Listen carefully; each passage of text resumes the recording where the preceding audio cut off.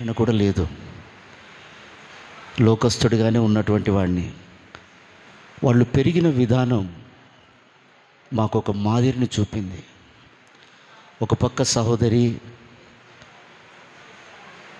ఆ తండ్రి గారు ఆ బిడ్డను ఎత్తుకొని పడే ప్రయాస, కాళ్ళు చేతులు మంచిగుండి దేవుని సన్నిధికి రావడానికే చాలామంది ఆయాసపడుతూ ఉంటారు. వారి వారి పనులను బట్టి దేవుణ్ణి వారికి ఇష్టంగా ఆరాధిస్తూ ఉంటారు. కానీ ఆ తండ్రి బిడ్డనెత్తుకొని ప్రతి వారం ప్రయాసతో వచ్చేవాడు. మేము అనుకునే వాళ్ళం ఆయనలో ఉన్న విశ్వాసం, వారిలో ఉన్న భక్తి.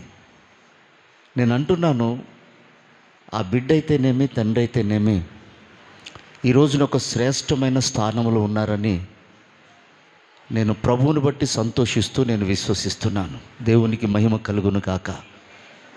వారు ప్రారంభం మందిరంలోనే చివరికి తను ప్రభు సన్నిధి కూడా ఆయన సన్నిధిలో నుండే చేర్చబడటం చాలా సంతోషకరమైనటువంటి విషయం అది. ఎందుకంటే ఆయనని దేవుడు జననం పక్కన మరణం రాశాడు. ఆ మరణము ఈ స్థలములో ఇలాగున జరగాలని దేవుని చిత్తం ఉన్నది అది. కాబట్టి ఎంతో ధన్యుడు.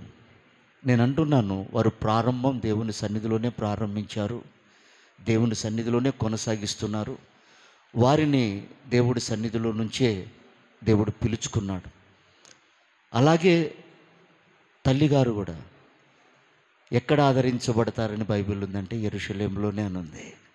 ఈ మిగిలిన దినాలు అనేకులకు తల్లిగా ఉండటానికి తల్లిని దేవుడు తన సన్నిధిలో స్థిరపరుచుకున్నాడు. నేను నమ్ముతున్నాను, తన బ్రతుకు కాలంలో దేవుని సన్నిధిలోనే తను ఆదరించబడుతూ అనేకులకు ఒక తల్లిగా దాదిగా ఆమెను దేవుడు ఎదిగిస్తాడని నేను విశ్వసిస్తూ ఈ కొద్ది మాటలు నేను ముగిస్తున్నాను.